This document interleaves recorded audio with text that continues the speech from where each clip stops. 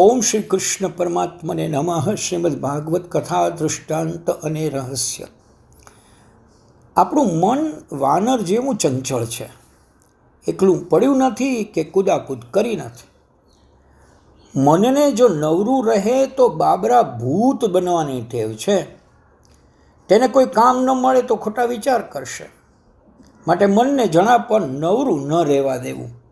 સતત ભગવત સ્મરણ અને સત્કાર્ય કરતા રહેવા. દરેક ઇન્દ્રિયથી ભક્તિ કરવી, મનથી પણ ભક્તિ કરવી. એક બ્રાહ્મણ હતો. તેની પત્નીનું મરણ થયું. બ્રાહ્મણ દુઃખી થયો.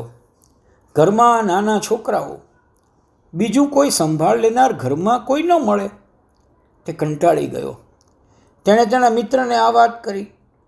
હું નોકર રાખી શકું તેમ નથી. મિત્રે કહ્યું કે તને એક મંત્ર આપું છું, તેનાથી ભૂત પ્રસન્ન થશે. ભૂત તારા સઘળા કામ કરશે. બ્રાહ્મણે તે પ્રમાણે કહ્યું અને એવું કરતાં જ ભૂત પ્રસન્ન થયું. ભૂતે કહ્યું, હું તારું સઘળું કામ કરીશ, પણ હું એક ક્ષણ પણ નવરો નહીં બેસું. જો તમે મને કામ નહીં આપો તો હું તમને ખાઈ જઈશ. ભૂતનું કામ તો ભૂત જેવું જ હોય ને. 5-10 મિનિટમાં સઘળું કામ પતાવી દેવાનું. અને ભૂત બ્રાહ્મણને કે મને બીજું કામ બતાવો, ન બતાવો તો હું તમને ખાઈ જાઉં.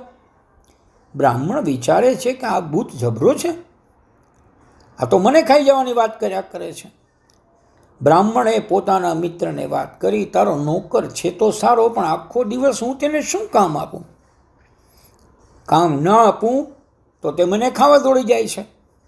મિત્રે કહ્યું, તારા આંગણામાં એક થાંભલો ખોળ. ભૂતને કહેવું કે હું કામ માટે બોલાવું ત્યારે આવવું. બાકીનો સમય તારે આ થાંભલા ઉપર ચડ ઉતર કર્યા કરવી. બ્રાહ્મણે આ નુસ્ખો અજમાવ્યો. ભૂત સમજી ગયું કે આને કોઈ ગુરુ મળ્યો લાગે છે. તે શાંત થઈ ગયું. આપણું મન પણ આ ભૂત જેવું છે. મનને પણ જો કામ ન આપીએ તો એ આપણને ખાવા દોડે છે. રાત્રે ખૂબ નિદ્રા ન આવે ત્યાં સુધી પથારીમાં પડવું નહીં. મન ચંચળ થયું છે એમ જેને દેખાય તે આત્મદર્શન થયું તેવું તેણે માનવું. કારણ શાસ્ત્ર કહે છે, એકો દેવો મનઃ સાક્ષી. ગોપીઓ આખો દિવસ ઘરનું કામકાજ કરે અને રાત્રે સગળી ભેગી મળી કૃષ્ણ લીલાનું ચિંતન કરે. ધ્યાન એકલા કરવું, પણ કીર્તન ઘરના બધા માણસોને ભેગા કરીને કરવું. આજે ઘરને આપણે સ્વચ્છ રાખીએ છીએ પણ પવિત્ર રાખતા નથી. રાત્રે સૂતા પહેલાં ઘરમાં બધા ભેગા મળી ઓછામાં ઓછું અડધો કલાક કીર્તન કરે તો ઘર પવિત્ર થાય. કથા એ કીર્તન ભક્તિ છે.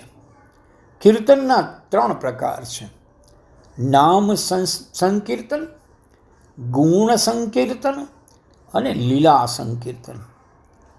ટૂંકમાં ઘરમાં રોજ કીર્તન થવું જોઈએ. ગોપી કહે, અલે સખી, તું જાણતી નથી, મારો કનૈયો 4 પ્રકારે વાંસળી વગાડે છે. જ્યારે તે ડાબા ગાલ ઉપર વાંસળી રાખી વગાડે છે ત્યારે ગોપીઓ તન્મય થઈ જાય છે. જ્યારે તે આકાશ તરફ નજર રાખી વાંસળી વગાડે છે ત્યારે સ્વર્ગના દેવો તન્મય થઈ જાય છે.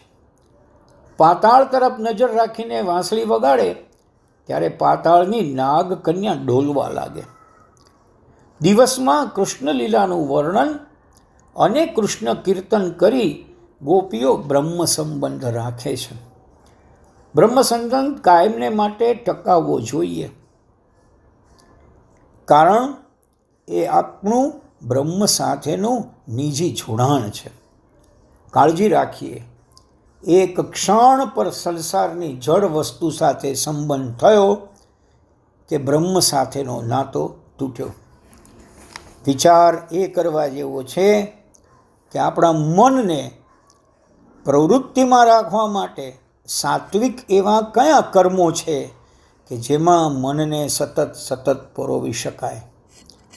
સદવાંચન, સત્સંગ અને સદચિંતન આ 3 એવા પગલાઓ છે કે જેમાં કોઈ સાથે હોય કે ન હોય આપણે પોતે મનને પ્રવૃત્ત રાખી શકીએ. મન પેલું ભૂત છે એ ભૂલવું નહીં. નવરું પડશે તો એ આપણને ખાવા દોડશે. ખાવા દોડે એટલે ન કરવાના વિચારો આવે, ન કરવા જેવું કરવા આપણને દોરે.